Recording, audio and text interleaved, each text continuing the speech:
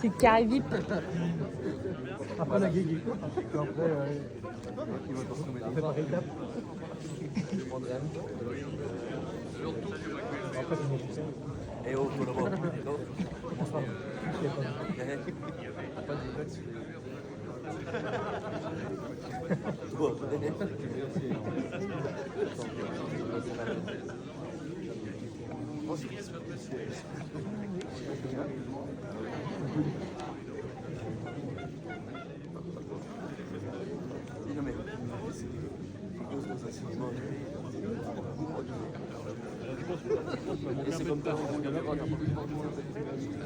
Donc je répète, il y a pile poil le nombre de places par rapport au nombre de personnes, donc s'il vous plaît, occupez toutes les places, même celles qui sont seules.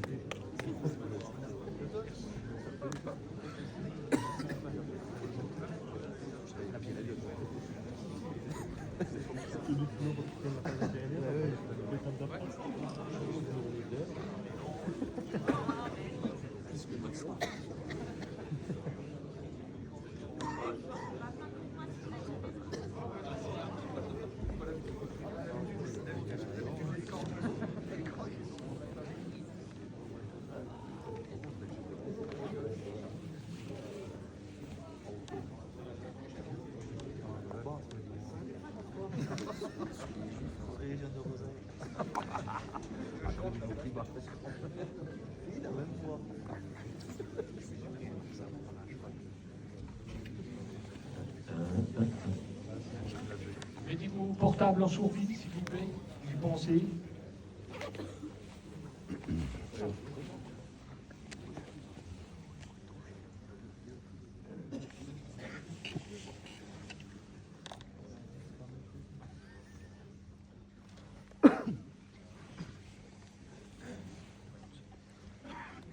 Ok. Je dis bonjour à tout le monde, mais je pense que j'ai déjà vu tout le monde, donc bonjour à nouveau. Et merci pour votre présence aujourd'hui, ô combien importante pour nous. Parce qu'aujourd'hui est un moment essentiel pour l'entreprise, parce que ça... J'ai pas tout appris par cœur, je relis quand même. Parce que ça va marquer un tournant qui est important dans l'histoire de l'entreprise. Ce n'est pas le premier tournant, mais c'est encore un tournant de plus. L'entreprise que nous connaissons aujourd'hui, pour les plus anciens, ils se sont aperçus que les choses avaient déjà beaucoup changé et que, effectivement, ce n'est pas celle d'hier. Et l'organisation, si elle a évolué au fil de toutes ces années, elle doit continuer à évoluer. Avant de vous dévoiler ce que nous prévoyons, il nous semblait important de revenir un peu sur l'histoire de l'entreprise. Tu l'as mis, bien, je te laisse faire. L'agriculture, le monde du machinisme agricole, pour ce qui nous concerne, nous particulièrement, change. On voit l'apparition de groupes financiers qui viennent investir dans notre métier, de plus en plus, des grands groupes financiers qui n'ont rien à voir avec la machine agricole.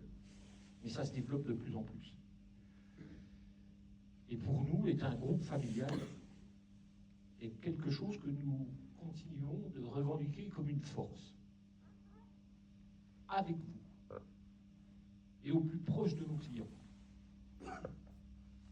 D'ailleurs, certains de nos clients nous font remarquer qu'ils ne connaissent pas forcément l'histoire de Pago Capu. Pourtant, il s'agit d'une histoire familiale qui est vieille de plus de 2 siècles.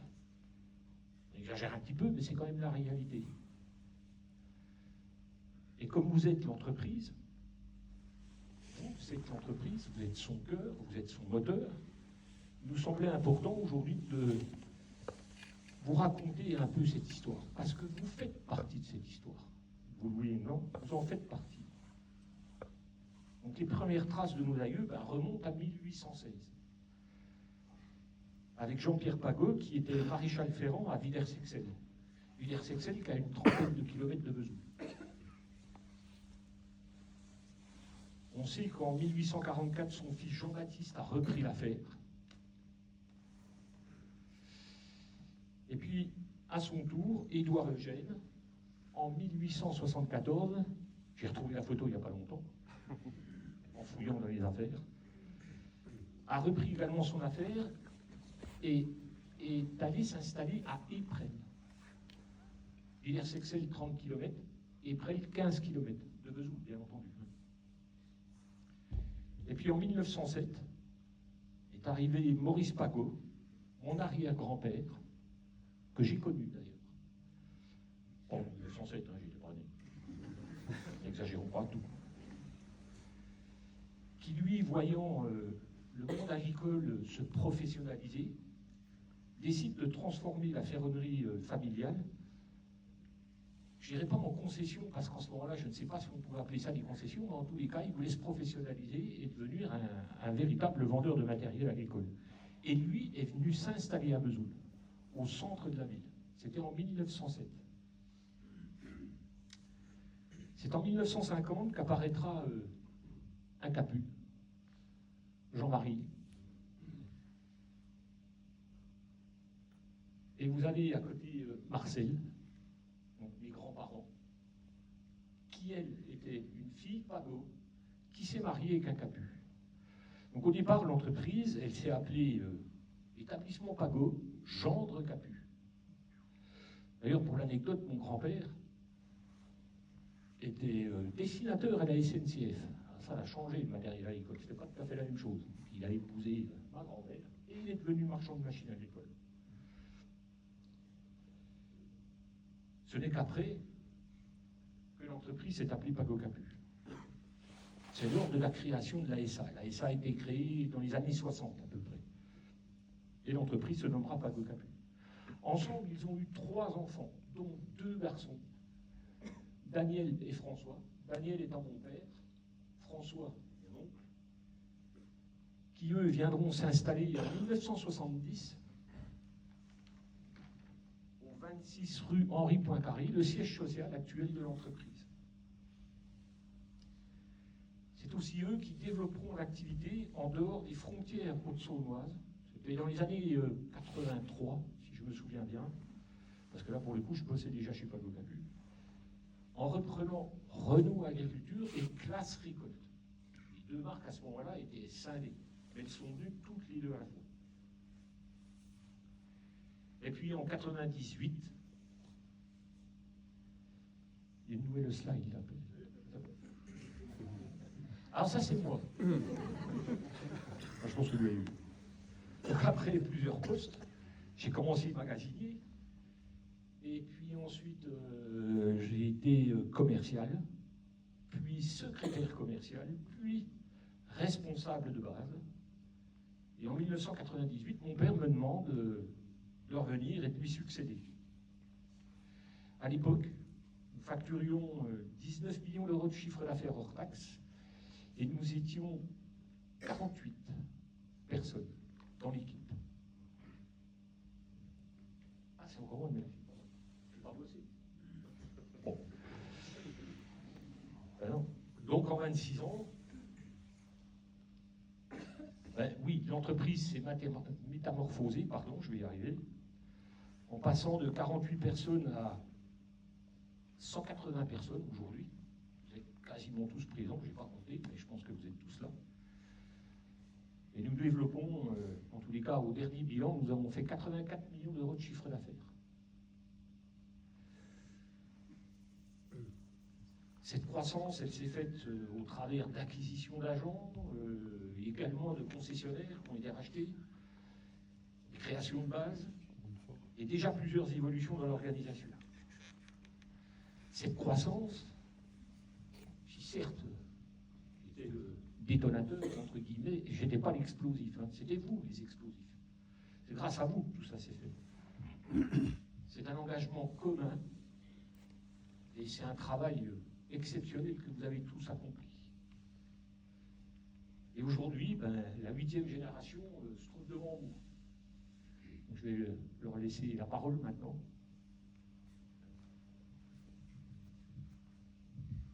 Eh ben, merci pour cette présentation, merci pour tout le travail qui a été fait toutes ces années.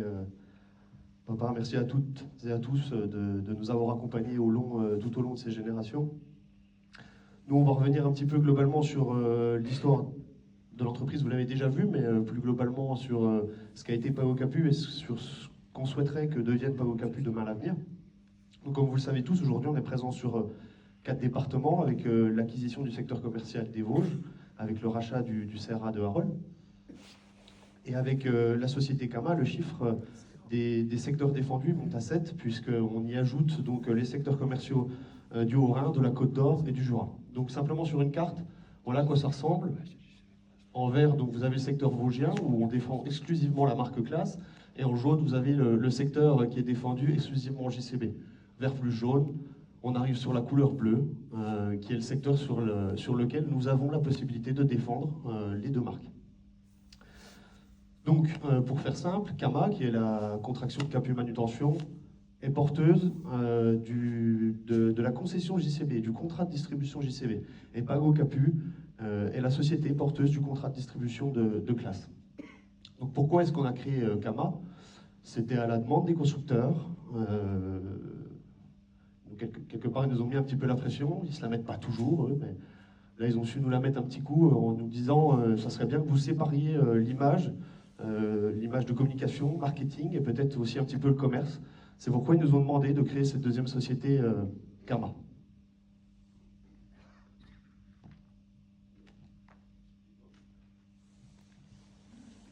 Donc on le sait tous aujourd'hui, on peut tous le constater, on vit dans un monde qui évolue à vitesse grand V. Le milieu du machinisme agricole et plus globalement, comme je le dis, le monde dans lequel évolue. Dans un premier temps, on peut tous faire le constat qu'il y a de plus en plus d'aléas climatiques, plus en plus de catastrophes naturelles. On entend parler de plus en plus du manque d'eau, du trop d'eau, du manque de soleil, trop de soleil, le gel qui n'arrive pas au bon moment, les saisons n'ont plus vraiment de début, n'ont plus vraiment de fin. C'est vrai que ça change de plus en plus. Et à le recrutement aussi, vous en entendez tous parler, qui est un poste délicat. Aujourd'hui, chez Pago Capu, on a quand même la chance de, si je pourrais dire, rayonner de par le service que vous apportez toutes et tous à nos clients. Donc on a quand même une bonne réputation. On est une entreprise qui a une image de stabilité. Donc pour nous, comparé à d'autres concurrents, on a certaines facilités, on va dire, quelque part à attirer de nouveaux talents, mais ça reste quand même malgré tout un poste qui est délicat dans la gestion de l'entreprise et dans le développement de l'entreprise tous les jours. Il y a aussi un autre constat que vous pouvez tous faire, qu'on fait tous, c'est que la population agricole est vieillissante. Aujourd'hui, il y a plus de 25% des exploitants agricoles qui ont plus de 60 ans. Et dans le même esprit que ce qu'on est en train de faire aujourd'hui, les exploitations elles se structurent de plus en plus. Ils ont des besoins en nouvelles technologies, des besoins d'efficience, des besoins de rentabilité qui sont toujours plus grandissants. Il y a des regroupements d'exploitations qui se font, donc les exploitations sont toutes de plus en plus grosses, avec des besoins toujours plus importants aussi. Donc c'est pour ça aussi qu'il faut qu'on avance dans le bon sens pour pouvoir toujours répondre et toujours être en face de nos clients de demain. La concurrence se structure également. Il n'y a pas que nos clients finalement qui se structurent. Nos concurrents, on l'a vu avec l'arrivée d'Agrorin il y a grosso modo 2 ans et demi, 3 ans dans le secteur du Doubs, qui a racheté à tour de bras tous les concessionnaires HCO qui leur passaient sous les bras. On a des groupes comme Farminov, Cheval, dans les Vosges, qui sont des gros groupes qui sont bien structurés, avec une belle image aussi. Et on a aussi plus proche de chez nous le groupe Demeter, donc, qui vient de passer Massey Ferguson et qui est passé environ de 11 concessions à 24. Donc forcément, agrandir le réseau de distribution, je parle par exemple de Demeter, ben, ça va forcément demander une nouvelle organisation. Donc ça va toujours dans le sens de ce qu'on était en train de dire juste avant. Il y a l'inflation chez nos fournisseurs, chez nos clients, chez vous, chez nous.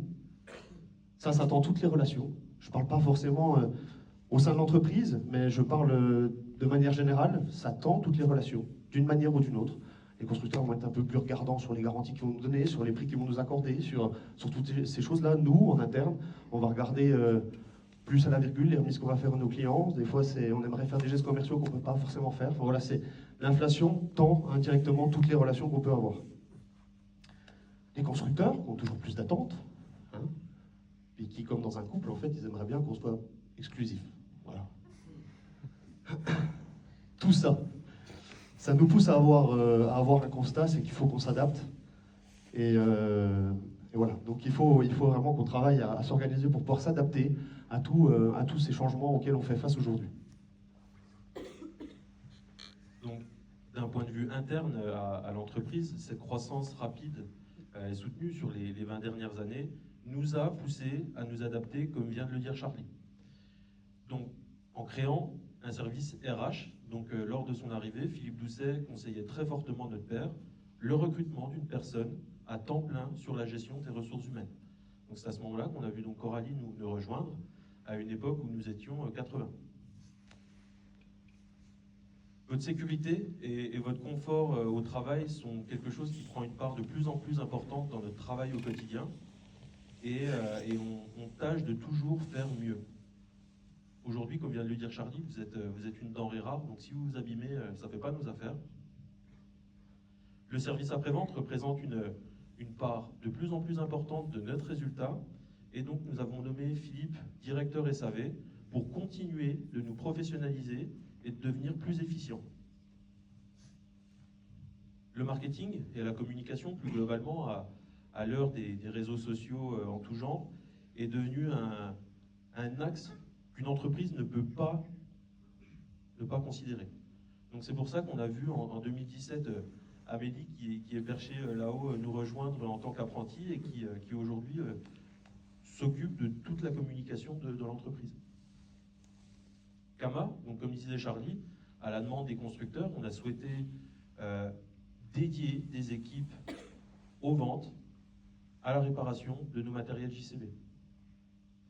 Les nouvelles technologies, donc c'est quelque chose aujourd'hui qu'on retrouve partout, dans nos voitures, les téléphones, ce qu'on tient dans les mains, ce qui projette, c'est quelque chose qui aujourd'hui est partie prenante de nos vies, et on en a de plus en plus dans le matériel. Donc il y a 4 ans, notre père, avec Pierrick, créait le service Nouvelles Technologies, une solution digitale, comme aime bien appeler sa classe. C'est un service qu'on a étoffé, donc avec l'arrivée de Patrice Maréchal, Maya Marmin et plus récemment donc Thomas Delol. Et c'est un service qui continuera largement de s'étoffer dans les années à venir. Enfin, le changement de génération à la tête de l'entreprise donc, apporte de nouvelles idées, des envies différentes.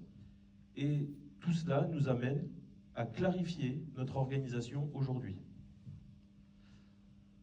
Donc aujourd'hui, dans l'entreprise, nous avons déjà beaucoup de personnes qui occupent un poste transverse, qui travaillent pour l'ensemble du groupe, qui ne sont pas rattachés à une base en particulier. Et donc, pour un peu clarifier tout ça, avec Charlie, on s'était attelé à coucher sur papier notre organigramme actuel. Ça n'a pas été si simple et on a eu un peu de mal. Donc dans l'entreprise, aujourd'hui, on retrouve 5 grands services. Donc le service exécutif, la direction générale, avec Charlie et moi-même, qui avons des postes bien définis. Donc Charlie qui s'occupe du front office, commerce, service, et moi qui m'occupe plus du back office. Les autres services, donc on a la fonction support, nos ateliers, nos magasins, et toute la partie commerce de matériel. Donc, là où on a eu beaucoup de mal, en fait, c'est dans la relation entre tous ces différents services. Parce qu'on ajoute là-dessus les 10 bases que compose Pago Capu. C'est un peu compliqué à dessiner. Donc, la fonction support que je chapeaute donc, est composée de Marilyn, Christelle et Jérémy à la comptabilité et contrôle de gestion. Coralie et Zélie, donc apprentie assistante marketing qui nous a rejoint cette année, composent... Pardon, RH, excusez-moi, merci. RH donc, qui s'occupe de toute la partie RH, et également dans les mois à venir le recrutement une technicienne informatique, parce qu'aujourd'hui tout le monde a des PC, tout le monde a des téléphones, et Philippe et Jérémy qui aujourd'hui s'occupent de ça, ça leur prend un temps fou. Donc Charlie lui supervise Philippe, Amélie, Pierrick, un responsable commercial qui varie en fonction du commercial, Christophe Monfray ou Sylvain Petier, Hervé Rossignol et François Poirot. Philippe lui supervise donc Patrick Boucard, Geoffrey Orval, Christophe Milesi, Tony Bayer. Patrick lui supervise Didier et Tony, Sylvie. Ensemble, ils pilotent l'activité de nos ateliers, de nos magasins. Amélie a donc également vu Camille au poste d'apprenti assistante marketing nous rejoindre cette année. Pierrick a donc lui Patrice et Maya, comme on le disait plus tôt, mais également Thomas, qui nous a rejoint il y a quelques jours.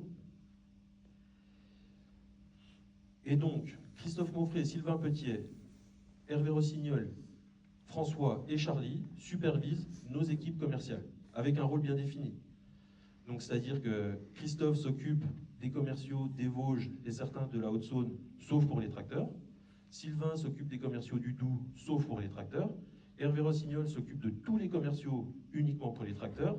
Charlie s'occupe également de certains commerciaux de Vesoul, de Grès, de Fousmagne. François Poirot, lui, supervise les commerciaux dans tout ce qui va être expertise, reprise, vente de matériel d'occasion.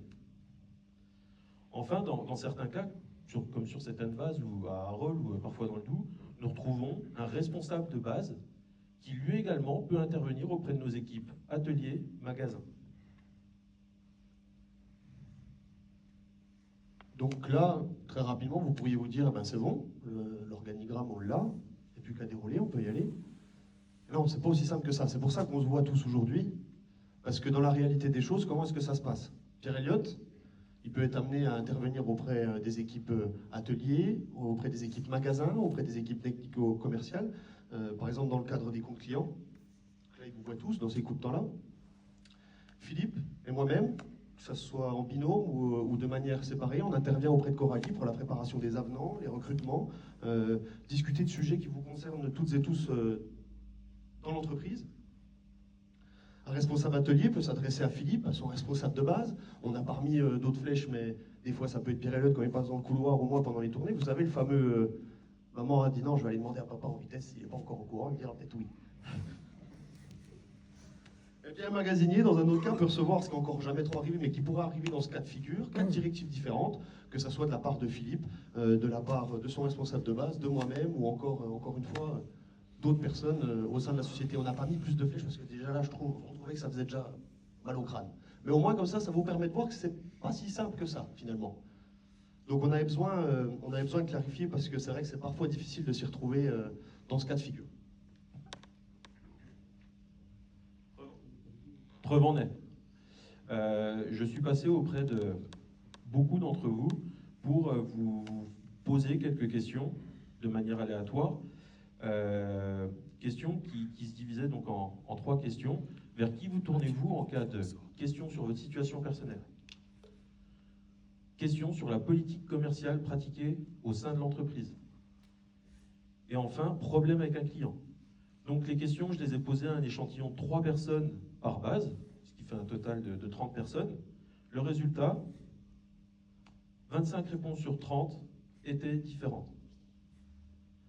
Donc c'est pour ça qu'on a tenu à être ici, aujourd'hui, tous ensemble, pour vous présenter de manière claire et transparente notre plan stratégique pour les années à venir.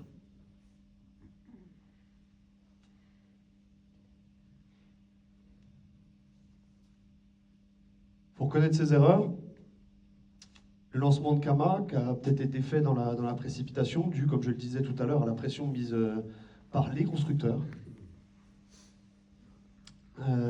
n'a pas franchement rencontré le succès escompté. Nous en assumons, la direction, pleinement la responsabilité. On a voulu retenir 3 erreurs principales qu'on a faites, parce que dans la vie d'une entreprise, des fois il y en a un petit peu plus, mais les 3 principales que nous on a pu identifier, c'est que dans un premier temps, les directives commerciales, elles étaient peut-être floues. Je n'ai pas dit de manière claire à l'équipe Kama et à l'équipe classe où est-ce que commençait leur job, où est-ce qu'ils se terminaient. Parce qu'il ne faut pas oublier qu'on distribue 2 marques de manutention, JCB, mais classe également avec les Scorpions. Et j'ai aussi peut-être pas été assez présent auprès des vendeurs Kama pour les appuyer. Et voilà, ça fait partie des directives qu'on estime floues, qui ont été données aux équipes commerciales. Ça a pu créer quelquefois quelques frictions. Malgré tout, vu que ça restait dans l'esprit du groupe, ça a toujours été fait de manière intelligente et dans l'intérêt du groupe, justement. Mais voilà, ça fait partie du premier constat qu'on peut faire. Le deuxième constat qu'on a fait, c'est une erreur de communication. Encore une fois, c'est pas Amélie qui a mal communiqué, c'est les directives qui n'étaient pas bonnes. On aurait dû communiquer dans un premier temps sur Capu Manutention et pas sur Kama. Parce que pour la blague, il y en a deux, trois qui nous ont dit que Kama, c'était le début d'un mot qu'on connaît tous, que ça n'avait pas forcément de rapport avec Capu Manutention. Enfin, les clients ont eu du mal à faire le lien entre le groupe Capu, de dire je vais chez Capu et je vais chez Capu Manutention. Même si aujourd'hui, on voit que tout doucement, ça commence à rentrer dans les mœurs, ça a peut-être pris un petit peu plus de temps que prévu. En tout cas, on n'avait pas assez pensé à la chose au moment de lancer l'activité du groupe Kama. Le troisième constat qu'on peut faire, c'est qu'on a diminué la force de vente, pas par 2, par 5. Parce qu'on est passé, grosso modo de 16 vendeurs à 3, avec un responsable commercial, pour supporter un volume de vente qui correspond à 50 machines. Un télescopique, il faut bien comprendre que ce n'est pas une pirouette ou c'est pas un accessoire, c'est un produit qui est très concurrencé. Et c'est vrai qu'effectivement, le fait de diviser la force de vente, même s'il y avait l'appui de l'équipe commerciale de Pago Capu autour, eh ben, ça a eu un impact sur le volume qui a été fait. Sur le volume, je vais dire, de part de marché. Parce que à ces problèmes qu'on vient de citer, si vous y ajoutez un marché compliqué, vous l'avez peut-être entendu, par exemple Manitou a livré ses concessionnaires. Les concessionnaires, qu'est-ce qu'ils ont fait? Ils ont matriculé. Ça fausse le marché. Donc forcément, les parts de marché de Pago Capu, facialement, elles baissent. Par contre, il y a un constat positif qu'on peut faire, c'est qu'aujourd'hui, les 3 vendeurs, avec la direction commerciale qui était tenue par Sylvain, eh ben, ils ont réussi à maintenir le volume de machines. La part de marché, oui, elle a baissé. Par contre, le volume de machines, lui, il a été maintenu. Donc ça veut dire qu'il y a déjà eu une bonne synergie entre les deux équipes commerciales, que ce soit de Pago Capu et de Kama, même si, comme j'ai dit tout à l'heure, il y a eu quelques frictions, c'était toujours dans l'intérêt du groupe, et on en a profité puisque le volume de vente a été maintenu. Et puis il y a autre chose qu'on voulait dire aussi, c'était une nouvelle aventure, c'était quelque chose de nouveau pour nous, c'était un peu, entre guillemets, un lancement pour Pierre-Elliott et moi. Donc quand on est allé voir François, Nicolas, Antoine et Sylvain, et qu'on leur a demandé de nous suivre dans cette aventure, ben finalement, ils n'avaient rien pour s'appuyer. Ils nous ont fait confiance. Ils nous ont dit, les gars, on vous suit, on y va, on verra ce que ça donne. Donc, je voulais revenir 5 minutes pour vous dire merci. Merci à toutes les personnes qui ont participé, qui ont donné les affaires. Enfin voilà, il y a eu quand même un bon travail de fait, puisque le volume de vente de machines, il a été maintenu. Donc encore une fois, félicitations et merci de votre confiance. C'est important pour nous. Donc que vous le sachiez tous, le 7 février au soir, je convoquais l'entièreté de l'équipe commerciale, dans sa globalité, même les nouvelles technologies, même si elles étaient un petit peu moins concernées, mais ça fait partie de la politique commerciale du groupe. Donc je les ai tous réunis pour leur annoncer qu'ils récupéraient la possibilité de vendre JCB sur la totalité des secteurs concernés. Donc, partant de ce principe-là, vous pouvez vous dire, alors du coup, nos collègues Kama, qu'est-ce qu'ils vont devenir? Vous en doutez, j'ai un paquet de fiches qui est assez épais, donc on va revenir sur le sujet après. On vous en dira un petit peu plus.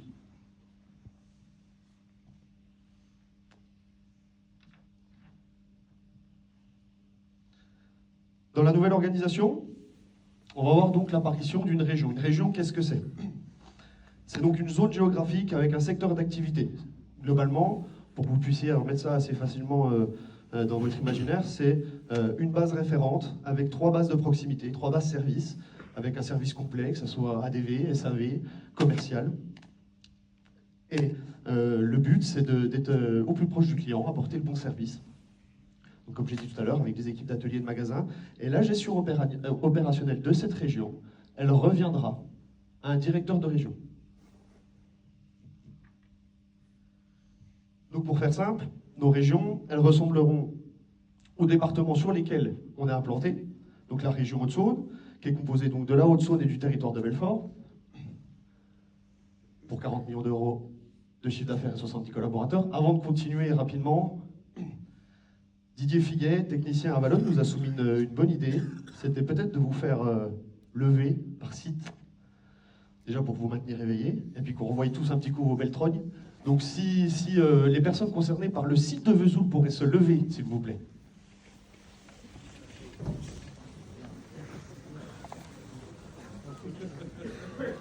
Super. Vous êtes très beaux. Merci beaucoup.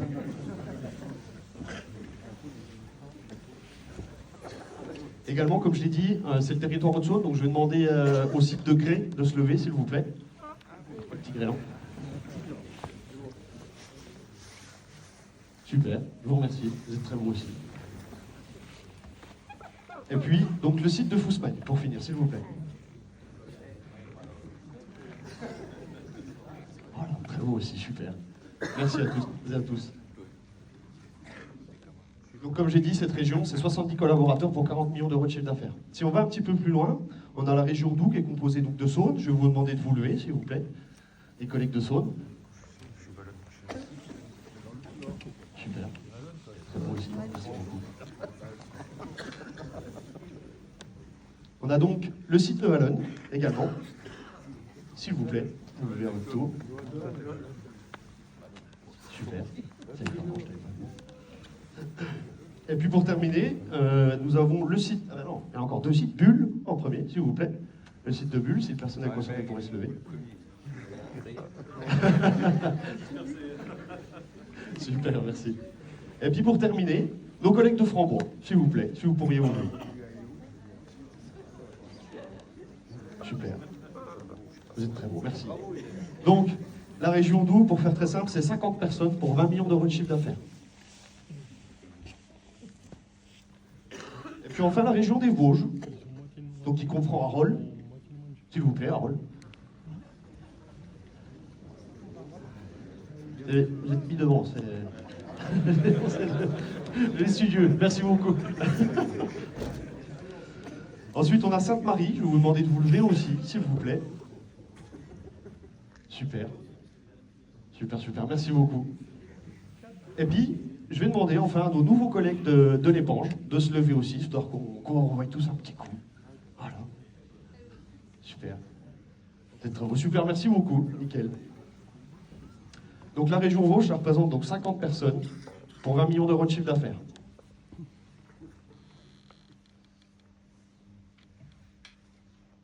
On va vous montrer sur une carte.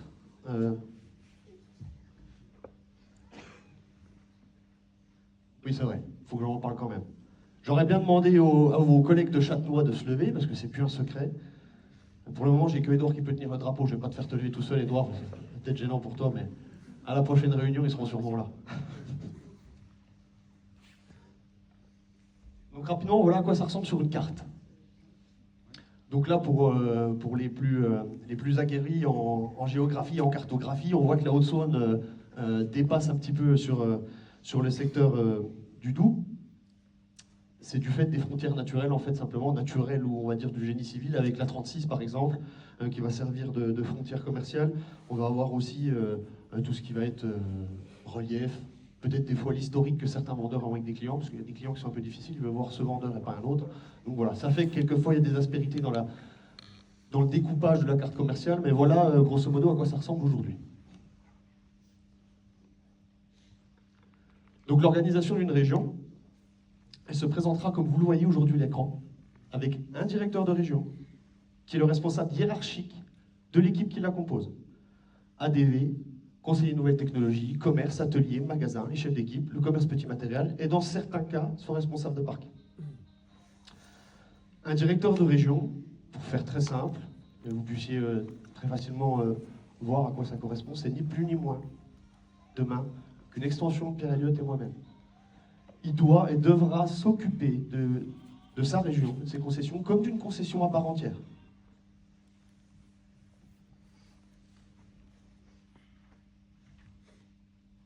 Donc comme je le disais un peu plus tôt, on a déjà aujourd'hui un certain nombre de personnes qui effectuent un travail transverse sur l'entreprise. Demain, ces personnes composeront ce qu'on appellera une direction métier. Une direction métier, donc c'est un département spécialisé dans une fonction de l'activité de l'entreprise. Chaque direction a pour mission de définir et de mettre en œuvre des stratégies pour atteindre les objectifs de l'entreprise dans son domaine d'expertise. Leur rayonnement est sur l'ensemble du groupe. Ils définissent nos méthodes de travail, nos process. Demain, nos directions métiers donc, seront multiples. On va commencer donc avec la direction métier RH formation, donc composée de Coralie Bouquet et donc de Zélie Morel-Blanc, respectivement au poste de responsable RH et de apprenti assistante RH. Comme je disais un peu plus tôt, aujourd'hui la sécurité est quelque chose qui nous prend énormément de temps, c'est quelque chose de très spécifique. Et on voit bien avec Coralie, quand on n'a pas fait d'études dans ce domaine-là, concrètement, c'est des choses qu'on ne peut pas inventer. Donc demain, ça fera partie des recrutements, et quand je dis demain, c'est dans quelques mois, ça fera partie des recrutements que nous attacherons à faire. Comme pour les bases, mesdames, s'il vous plaît, si vous pouviez vous lever. Donc là, il y aura beaucoup moins de monde, hein, mais que tout le monde puisse mettre un visage. Merci beaucoup. Une direction informatique, comme je le disais plus tôt, hein, énormément de PC, énormément de téléphones portables, de tablettes, il y en a de plus en plus dans nos ateliers, et c'est quelque chose qui aujourd'hui prend énormément de temps à Philippe Jérémy.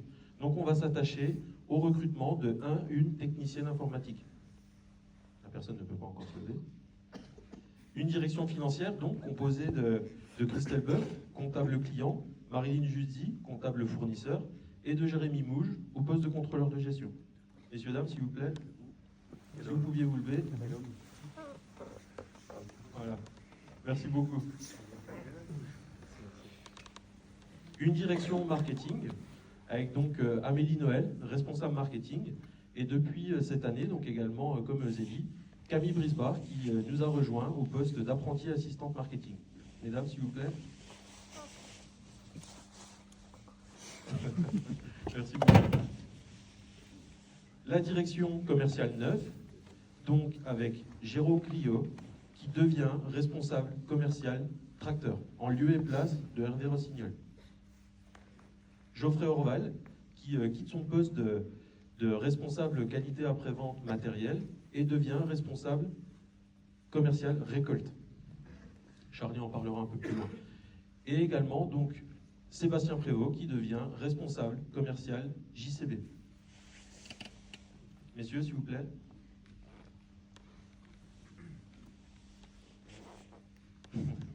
Merci. Merci.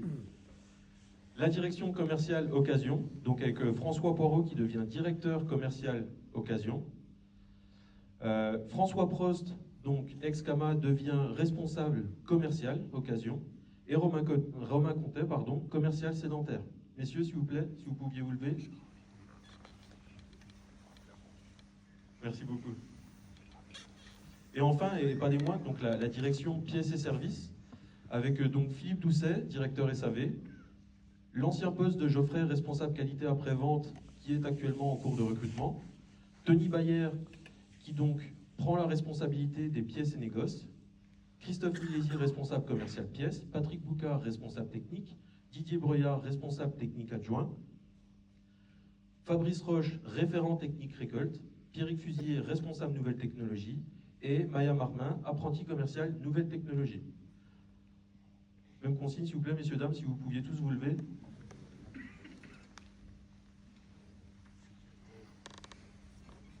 Merci beaucoup. Donc vous pouvez constater qu'il y aura demain 2 directions avec effectivement un directeur. La direction commerciale occasion, la direction pièces et services. Charlie et moi-même, la direction générale, donc nous représenterons les autres directions avec la répartition suivante. Donc, qu'est-ce que ça signifie? Ça signifie que François et Philippe auront pour mission de définir les moyens à mettre en œuvre pour atteindre les objectifs que nous, la direction générale, leur avons fixés. Pour les autres directions avec lesquelles, Charlie, nous avons la responsabilité, nous fixerons les objectifs, mais également les moyens à mettre en œuvre pour les atteindre.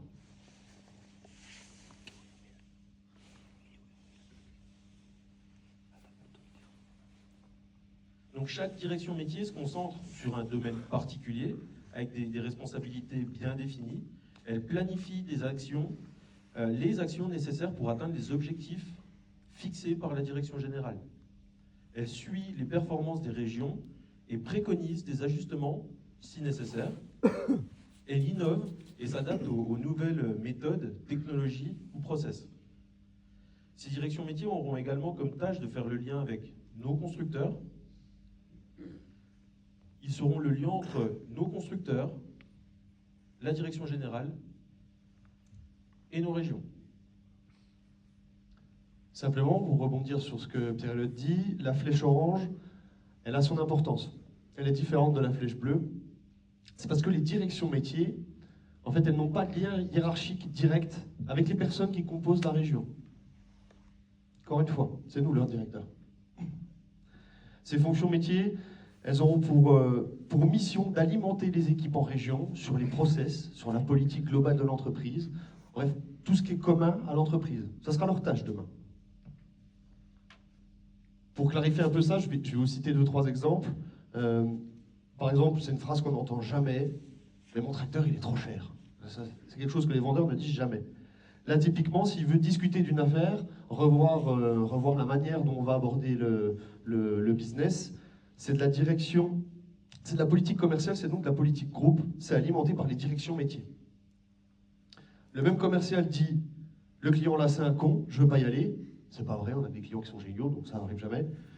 Mais si ça doit arriver, c'est la direction région qui tranche. C'est le directeur de la région qui décide si oui ou non on va travailler avec ce client-là, ou le cas contraire, on arrête de travailler avec ce client-là.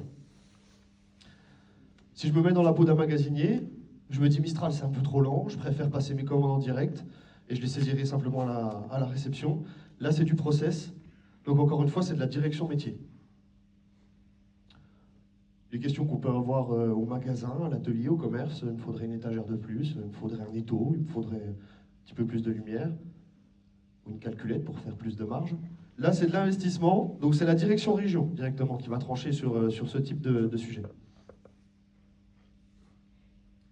Les directeurs région, ils ne sont pas là pour contourner les règles qui sont mises en place par les directions métiers. Ils sont vraiment là pour développer la mise en application justement des directives qui seront données par ces fonctions métiers. Les équipes en région, c'est important. C'est pour ça qu'il y a ces flèches oranges. C'est important qu'elles échangent sur les problèmes qui sont rencontrés tous les jours dans vos fonctions, sur le terrain. Le but, c'est de trouver une solution. Parce qu'un problème peut des fois être le même à Valognes, à Bulle, à Froment. Le but, c'est de trouver une solution et peut-être de la déployer sur la totalité du groupe pour que chacun vous y retrouviez en confort et en efficacité. Parce que pour nous, l'efficacité et la performance, ça passe aussi par le confort. C'est pour ça qu'on dit que ces flèches oranges, elles ont une utilité. C'est important qu'on communique tous sur les problèmes qu'on rencontre. Parce qu'encore une fois, vous n'êtes peut-être pas isolés. Vous avez peut-être un problème en commun avec un collègue à Fussmann, par exemple. Et apporter une solution à Fussmann pourra peut-être permettre d'apporter cette solution sur le reste du groupe. Ce qui est important aussi, c'est les flèches oranges entre le constructeur et les directions métiers, les flèches oranges entre la région et aussi les constructeurs, parce que c'est pas parce qu'on image ça sur des blocs que c'est opaque, c'est qu'aujourd'hui, les contacts que vous avez tous les jours dans votre boulot, chez les constructeurs, ça reste les mêmes. Vous n'allez pas arrêter de les appeler demain, vous n'arrêterez pas d'avoir des contacts avec eux. Si je prends l'exemple, par exemple, du service après-vente, un Thierry Prolac ou un Yvan Nabondi chez Classe resteront vos référents pour tout ce qui est les garanties, tout ce qui est les pièces, etc. Les personnes avec qui vous avez l'habitude de traiter restent les mêmes. Pour les commerciaux, un Patrice Lucot, un Zachary, un Michel Tranchant, ça reste vos interlocuteurs principaux. Vous pouvez toujours continuer à travailler en direct avec ces gens-là. Il n'y a pas d'opacité, encore une fois. Un dernier exemple, un magasinier commande une pièce, elle n'arrive pas, il appelle une fois, 2 fois son constructeur, vous continuez à travailler de la même manière que d'habitude, donc vous continuez à appeler votre constructeur pour réclamer votre pièce. Ben, cette pièce, elle n'arrive pas. Ça vous freine dans votre boulot, ça vous prend du temps, ça vous pompe l'air. À ce moment-là, vous avez un responsable, vous avez une direction métier à laquelle vous pouvez en référer. Et lui prendra le relais, que vous puissiez repartir sur une autre tâche, et il s'occupera de régler le problème. Vous êtes tous là, c'est bon? Super. Donc si on déroule le détail par région, Sylvain Petiet prendra la direction de la région Haute-Saône et du territoire de Belfort. Donc voilà à quoi ressemble l'organisation dans une région, en tout cas comme on l'imagine maintenant. On n'a pas voulu rendre la présentation trop lourde, donc on n'a pas voulu mettre tous les noms dans toutes les cases. Nous, ce qu'on voulait vraiment, c'était que vous puissiez voir le cadre. Hein? Le fond, c'est nous, c'est vous, c'est nous.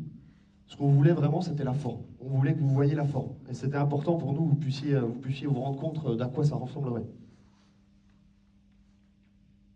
Hervé Rossignol va prendre la direction de la région Doubs avec ses équipes. Il quitte donc, comme on l'a dit tout à l'heure, la fonction de responsable commercial tracteur. Et donc, pour rebondir sur ce changement, c'est un bon exemple pour que vous puissiez voir à quoi ça ressemble. Hervé a quitté une fonction métier. Il s'occupait du tracteur sur la totalité du groupe Pago Capu pour rejoindre la direction région. Donc, il n'aura pas à gérer la politique commerciale tracteur pour l'ensemble du groupe Pago Capu, mais il aura à s'occuper de vous, de nos clients et de la région plus généralement. Et puis Christophe Mauffret, tout le monde voit qui c'est bon, pas de souci, continuera de s'occuper donc de la région Vosges, donc qui est composée de nos équipes de l'Épange, de Harol et de Sainte-Marie. C'est peut-être sur ce secteur-là que vous verrez le moins de changements dans la manière de fonctionner, puisque quand on a investi le secteur commercial des Vosges, enfin, le secteur des Vosges, avec le rachat du CRA de Harol, c'est vrai que notre père s'était beaucoup appuyé sur Christophe pour le développement du secteur. Et en fait, assez naturellement, cette organisation, sous forme de région, même si on n'avait pas forcément mis de nom dessus, eh ben, elle s'y est assez naturellement, comme je disais, appliquée. Donc, dans le fonctionnement de tous les jours, vous n'y verrez pas de grandes modifications. Mais preuve en est, c'est un système qui marche aujourd'hui. Je sais pas au Capu.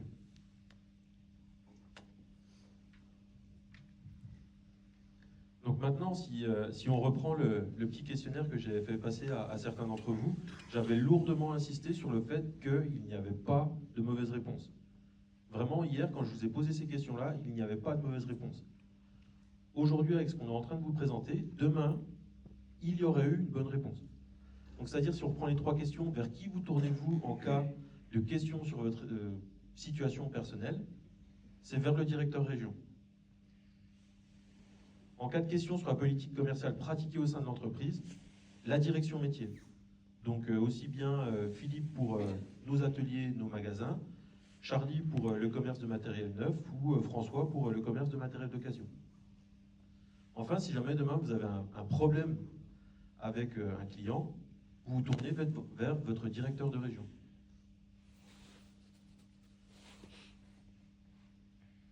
Le but principal de cette organisation est d'augmenter notre efficacité. Comment? En nous permettant d'avoir plus de proximité, de réactivité auprès de vous. Vous êtes, comme l'a dit notre père juste avant, vous êtes le cœur de l'entreprise et nous allons donc déléguer beaucoup de responsabilités à Christophe, Hervé et Sylvain pour que vous ayez la réponse à vos questions plus rapidement. On va également chercher à déployer des projets stratégiques en région. Donc nous tiendrons demain, chose qu'on fait déjà aujourd'hui, des comités de direction mensuels où sont présents l'ensemble des directeurs, donc directeur région, directeur métier, direction régionale, où en fait on aborde l'ensemble des sujets et le but demain c'est en fait de parler de qu'est-ce qui se passe aujourd'hui dans l'entreprise pour que le directeur région puisse dès le lendemain aller en région et faire passer les informations à ses équipes. Le but aussi et surtout, c'est d'améliorer la satisfaction client. Tout ce qu'on fait ensemble, c'est pour nos clients. Nous vous le disions en janvier lors de la réunion de présentation des résultats, c'est aujourd'hui notre point différenciant. Et c'est important de continuer de travailler pour maintenir ce niveau de satisfaction ou encore l'améliorer. On peut toujours faire mieux. Et enfin, en développant l'activité, on va nommer donc des personnes qui ont une expertise à des postes pour justement mettre en place des process de travail pour demain, toujours aller chercher plus de business. Le souhait aussi, à travers cette organisation, est aussi et surtout de développer nos valeurs. Les valeurs d'une entreprise, c'est ce sur quoi en fait on se base pour évoluer, pour prendre nos décisions stratégiques. Chez Pago Capu, des valeurs, on en a beaucoup, mais si on devait en retenir 3, ce serait l'engagement. Donc on travaille avec certains fournisseurs depuis plusieurs décennies, avec certains clients depuis plusieurs générations. On voit certains salariés prendre leur retraite chez Pago Capu alors qu'ils nous ont rejoints comme apprentis. Et dans un monde aujourd'hui où certains confrères se plaignent beaucoup du manque de personnel ou des problématiques de recrutement, ça fait plaisir. Cet engagement est ce qui nous lie et nous avons une réelle responsabilité envers vous, à la fois sociale, mais également de qualité de vie au travail et de durabilité.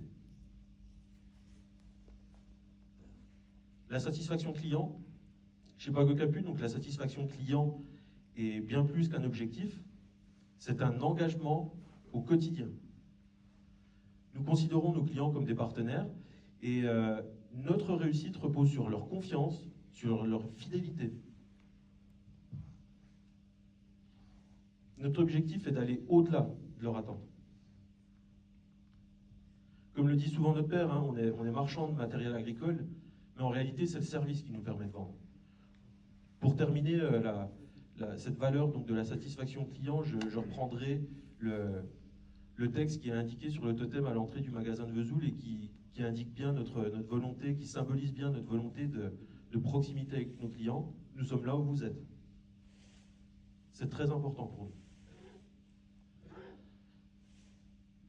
Enfin, et celle qui nous tient le plus à cœur, c'est notre valeur familiale.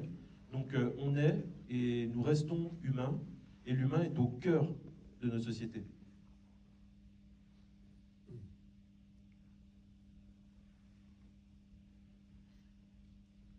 Donc nous avons un réel attachement à vous tous ici, et cette culture d'entreprise est vraiment basée sur la confiance mutuelle, la loyauté et le respect.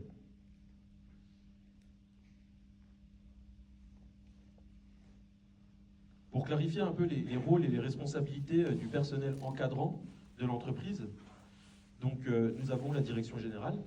Avec Charlie, donc nous décidons de la politique générale, tout ce qui est global à l'entreprise, politique de rémunération, accord d'entreprise.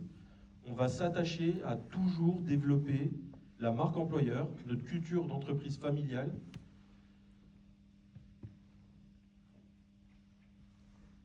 Ensuite, nous avons donc la direction métier qui, elle, travaille la tactique.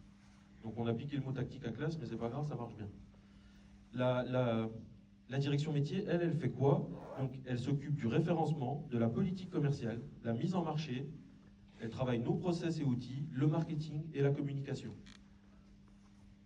C'est cette direction métier qui va décider de la politique à déployer dans nos régions.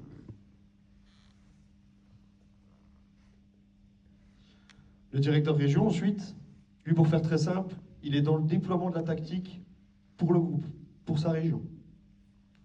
Donc il va vous aider, comme on le disait tout à l'heure, à gagner en confort, avant tout à gagner en performance, avec par exemple le fait de devoir consulter le nombre d'OR ouverts pour qu'on soit réactif dans la manière d'envoyer nos factures, parce qu'on le sait, plus une facture met de temps à partir, plus les clients vont revenir dessus, dire ça n'a pas été fait, ça a mal été fait, etc. etc. Il va s'occuper des débits de pièces, il va s'occuper, comme un chef d'orchestre, de faire en sorte que tout se passe bien au sein de la région. Il est le garant de vos satisfactions. On est d'accord? De votre satisfaction. Mais il est aussi garant de la satisfaction des clients, parce qu'il en a la responsabilité. Il a pour mission d'apporter sa petite touche perso, pour améliorer votre quotidien, la réponse qu'on apporte à nos clients, et plus globalement, le fonctionnement de sa région. Il s'occupe également du RH, par exemple. Et pour faire simple, en fait, leur boulot, ça va être le recrutement, la fidélisation de vous-même et de nos clients, comme j'ai dit juste avant, et aussi la gestion et le développement de sa région. Et après, on a les chefs de service. Eux, ils sont dans l'opérationnel pur et dur. Gestion clientèle, relations interservices, gestion du stock, commande, inventaire, s'assurer que tout est bien fait, que là, sont de plus en plus durs. De plus en plus dur dans ce qu'ils attendent, en tout cas, d'une concession premium, parce que là, c'est une marque premium, donc la concession doit se mettre aux couleurs de la marque, donc c'est-à-dire être habillé en classe, avoir des traçages au sol, etc. etc. Donc il y a de plus en plus de tenues, et il y a certaines de ces tâches qui reviendront au chef de service, s'assurer que le site est propre, parce que la génération qui part était maniaque, mais celle qui arrive, elle l'est aussi. Donc on risque de leur demander d'être un petit peu sur vos côtes à ce sujet-là, parce que c'est important, ça véhicule une bonne image de la société. Quand vous avez un artisan qui vient bosser chez vous, qui ouvre sa camionnette, qu'elle est propre, ça inspire confiance, c'est pareil. Quand vous arrivez dans une concession, tout est propre, ça donne envie. Et maintenant, on va faire un petit focus sur notre organisation commerciale. vous puissiez saisir vraiment ce qui s'est passé et la nature des changements qui vont arriver. Donc avant 2024, ça ressemblait à ça, avec Christophe Mauffret, qui centralisait, on va dire globalement, tout ce qui est information constructeur, nouveautés, information tarifaire, etc., pour la partie récolte du groupe Pao-Capu. Moissonneuse, batteuse, ensileuse, presse à carré. On avait Sylvain Petiet, qui centralisait, lui, la totalité des informations, les mêmes que je viens de vous citer, pour la partie fenaison. Respectivement, il s'occupait pour leurs vendeurs de la commande des tracteurs également, et d'autres produits, des autres marques qu'on défend, qui ne sont pas cités ici. Et en plus de ça, Sylvain centralisait toutes les informations aux constructeurs, également voilà, garantie, etc., pour la partie JCB. Commercialement, les équipes avaient la possibilité de distribuer les deux marques. À la fin 2023, donc début 2024, on a vu l'arrivée de Hervé qui nous rejoignait sur le poste de responsable tracteur pour l'ensemble du groupe. Les tâches de Christophe et Sylvain restaient les mêmes. Poste qui cumulait avec la gestion déjà de base, le Doubs pour Sylvain et les Vosges pour Christophe. Donc c'est vrai que c'est pas forcément évident de devoir jongler entre ces différents postes. Et nous avons donc créé, comme on l'a dit tout à l'heure, à la demande des constructeurs, une société Kama, avec nos trois mousquetaires, Nicolas Noël, Antoine Radix et François Prost. Donc on a abordé un petit peu plus tôt nos constats sur ce qu'est Kama, on va pas revenir dessus. Ce qui est important, c'est que demain, notre organisation commerciale, elle se présentera comme à l'écran. Donc on a Jérôme Griot, comme on l'a dit un peu plus tôt, qui va venir centraliser toutes les informations pour le tracteur, être au bon endroit, au bon prix, au bon moment, avec la bonne proposition. Pareil pour Geoffrey, qui lui, ce coup-ci, va s'occuper de la partie récolte, mais avec un grand R, de la grosse ensileuse, de la grosse maçonneuse batteuse, jusqu'à la petite pirouette. Pirouette 5 toupies, pour les vendeurs qui ont la référence. Voilà. Et on aura Sébastien qui va prendre la responsabilité commerciale de JCB. Comme je l'ai annoncé un peu plus tôt, c'est bien, comme je l'ai annoncé un peu plus tôt, les vendeurs depuis le 7 ont la possibilité de redistribuer JCB en plus de la marque classe pour les secteurs qui sont concernés. Et là, on va aller même un petit peu plus loin, les postes qui ont été cités avant avec les changements. On a demandé aux personnes citées, donc Jérôme, Geoffrey, Sébastien, Hervé et Sylvain, de travailler déjà ensemble autour du 10 février à une transition douce, parce que ces choses-là, c'est des changements qu'il faut opérer sur le temps. Transmettre tout le catalogue JCB, la gestion des relations avec les fournisseurs, etc. C'est quelque chose qui se fait sur le long terme. Donc depuis le 10 février, ils travaillent déjà tous communément à aller dans ce sens-là.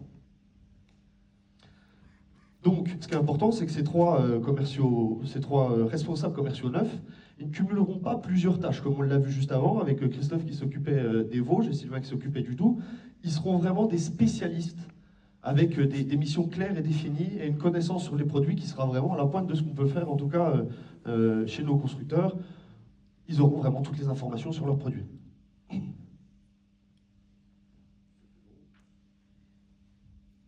Donc, pour continuer le focus commerce, vous aurez donc des directions métiers à votre service, que ce soit pour le neuf ou pour l'occasion, comme on l'a vu avec Jérôme, Sébastien et Geoffrey sur la partie matériel neuf, et sur la partie occasion, donc François Poirot.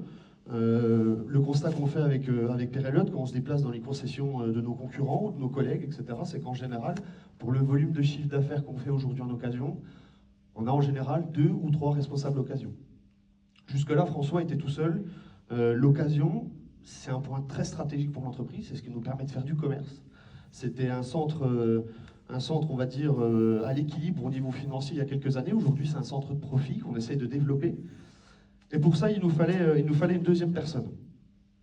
Mais il ne nous fallait pas un profil, entre guillemets, classique. Il nous fallait quelqu'un qui connaisse l'histoire de l'entreprise, qui connaisse l'histoire de nos clients aussi, sur la majorité des secteurs qu'on travaille, et quelqu'un qui a une forte connaissance aussi du matériel agricole dans sa généralité, pas que de celui qu'on vend chez Pao-Capu, mais celui qui est vendu aussi chez nos concurrents.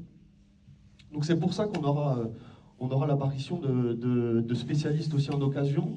Je parle là de François Prost, qui lui va vraiment centraliser tout ce qui est qualification, etc., valorisation, tout ce que j'ai pu citer avant pour les sites spécialisés, sur la partie presse, cuve alisier, télescopique, fenaison, Dans les fenaisons, on peut mettre les griffes à fourrage. Mais voilà, il va être vraiment spécialisé sur ce type de produit. La couronne orange, que vous voyez ici, et dans laquelle le directeur de région est indiqué, on voit en haut à droite, elle englobe tous ces métiers. C'est pour bien préciser, comme on l'a dit tout à l'heure, je le répète, que le directeur de région reste le décideur final. C'est celui qui a le dernier mot de ce qui se passe dans sa région. Hein, pour ce que j'ai cité comme exemple tout à l'heure, je ne veux pas bosser avec tel client, c'est un petit peu trop cher, etc. etc. Voilà. Depuis des années, notre père, au-delà de tous les projets qu'on peut tous avoir en tête comme idée, nous dit les gars, il faudra peut-être réfléchir demain à avoir des référents spécialistes au sein du groupe. Ces gens-là. Visionnaires ou non, classe, au cours des dernières réunions qu'on a eues avec eux, ils sont en train d'en parler. Leur discours, c'est demain les talents, ils sont chez vous. Demain, c'est vous qui formerez les gars. On le voit, hein, aujourd'hui, c'est de plus en plus compliqué d'aller en formation, parce que les formateurs, ça ne court pas les rues. Donc demain, les talents, ils seront chez nous. Pour la formation, aujourd'hui, ça commence avec le commerce, mais on commence à les avoir chez nous.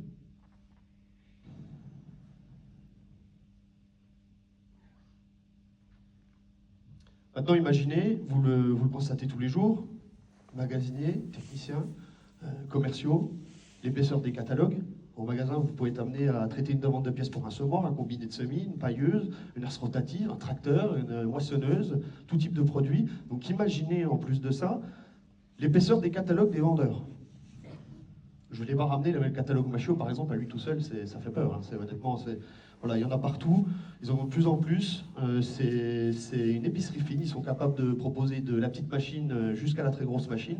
C'est très compliqué. Et ces machines, elles sont de plus en plus dures aussi à aborder au niveau technique parce qu'il y a des technologies embarquées, il y a tout un tas de nouveaux systèmes aujourd'hui dont on n'a pas forcément la maîtrise. Quand encore une fois on a du mal à être formé, c'est pas évident. Maintenant, mettez-vous dans la peau d'un client. On a parlé d'inflation au début de cette entrevue. Quand il a acheté son tracteur 100 000, il y a 6-7 ans, il avait déjà un tracteur qui bichait. Normalement, le voisin, il était un petit peu jaloux. Là, aujourd'hui, le même client, il va mettre 200 000 dans son tracteur. Il n'a pas forcément plus d'options. Il n'a pas forcément un tracteur plus gros que le voisin. Il achète sa moissonneuse batteuse 450, 500 000, son ensileuse 600 000, et même des fois des pirouettes à 40 000. Moi, je me dis qu'un client qui nous reçoit, qui demande à son vendeur qui connaît depuis 10-15 ans, de venir lui chiffrer un tracteur. Quand ce vendeur arrive avec un responsable tracteur, avec un responsable récolte, le client, la première chose qu'il voit, c'est que chez Capu, ils sont déjà deux avant que j'ai acheté le produit. Combien est-ce qu'ils sont derrière? On qualifie vraiment la vente dans les yeux du client, on prend ces sujets au sérieux et on vient pour lui proposer la solution qu'il attend. C'est pas quelque chose qu'il y a chez les autres encore. Moi, je dirais même qu'on peut prendre les paris, comme beaucoup de choses qui ont été faites chez Pao Capu, et là, je ne nous jette aucunement les fleurs, c'est des idées qui ont émergé de votre part, de la part de notre père, etc. Le journal de l'Ocase, par exemple, notre manière de communiquer sur les réseaux, avec Amélie et Camille, etc. Je suis prêt à prendre les paris, comme les directions région, on va être copiés. Je ne parle pas de Déméter, hein. Mais je pense que ça va arriver. L'avantage de ces postes stratégiques, c'est qu'ils permettront également, et ça c'est important, de libérer du temps aux directeurs de région. On veut qu'ils aient du temps de libérer pour s'occuper de vous et pour s'occuper de nos clients. On l'a dit tout à l'heure, c'est nos deux richesses dans l'entreprise. Donc le but, ça sera de leur libérer du temps pour qu'ils puissent s'occuper de ces deux postes-là qui sont très importants pour eux.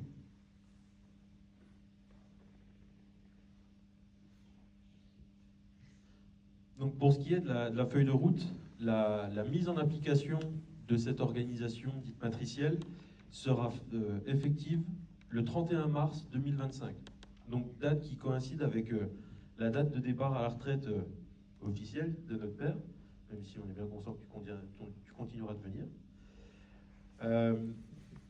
Juste pour information, hein, cette organisation, donc il y a beaucoup de choses où on se fait copier, il faut savoir le reconnaître. Nous, c'est quelque chose sur laquelle on s'est inspiré, qui est déjà fait chez certains concessionnaires.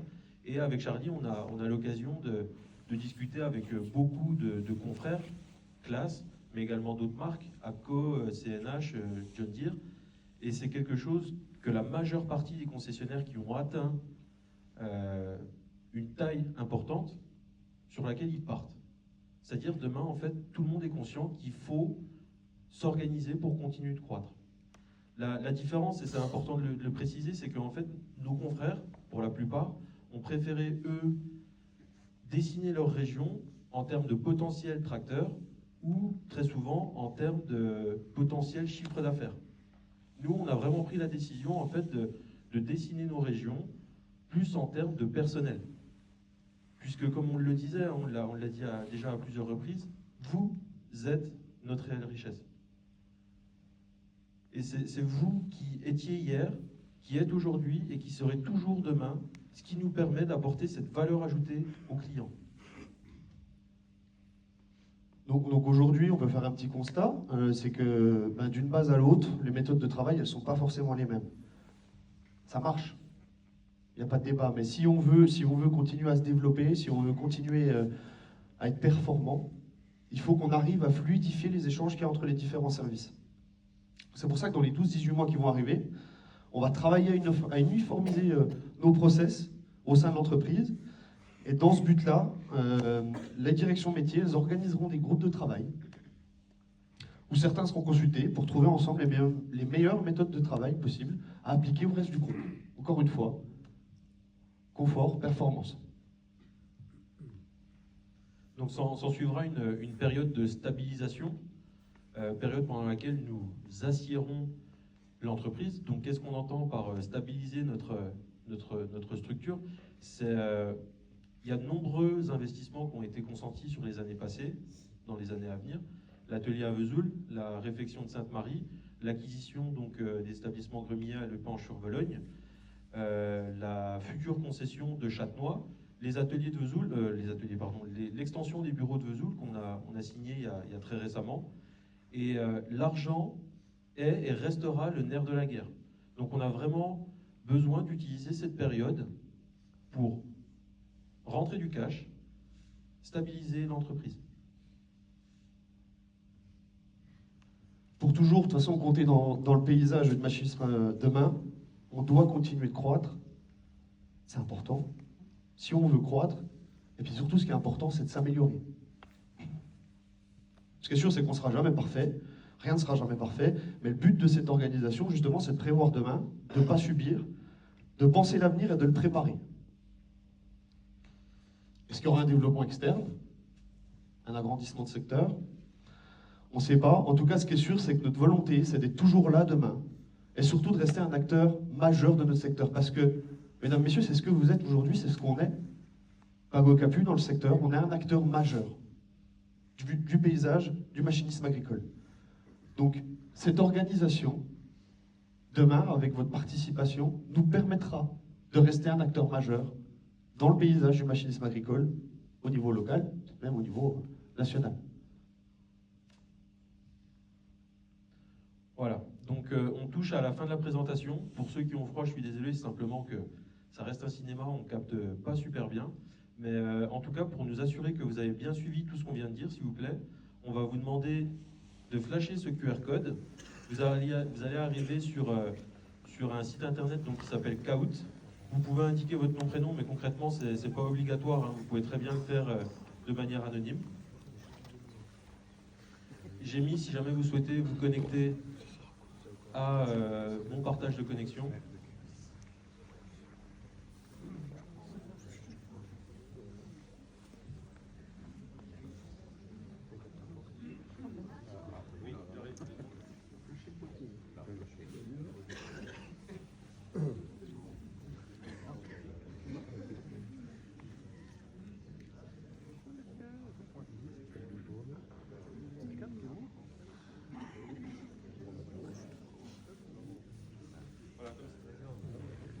À gauche, vous avez toujours le QR code, et à droite,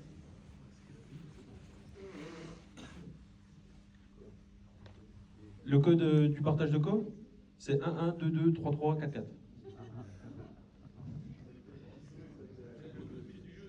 Ça arrive.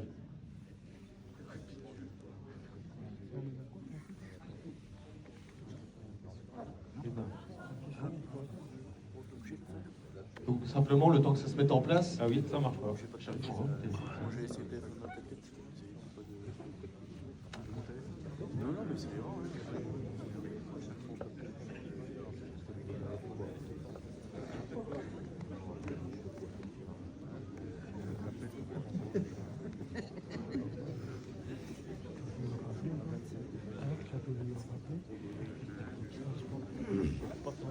Alors, on vous demande juste une seconde.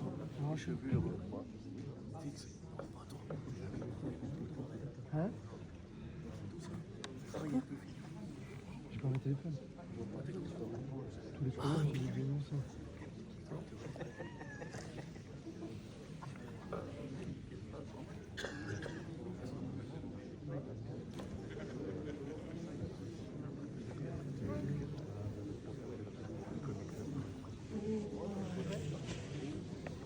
Tu es sur la photo?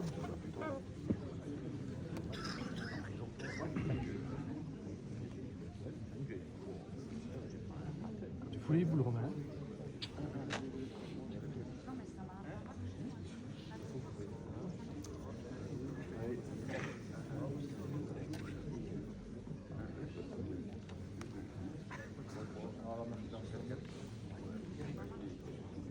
Ah oui? Bon, désolé, je ne sais pas pourquoi mon téléphone ne veut plus apparaître. Prends pour faire un partage de poste.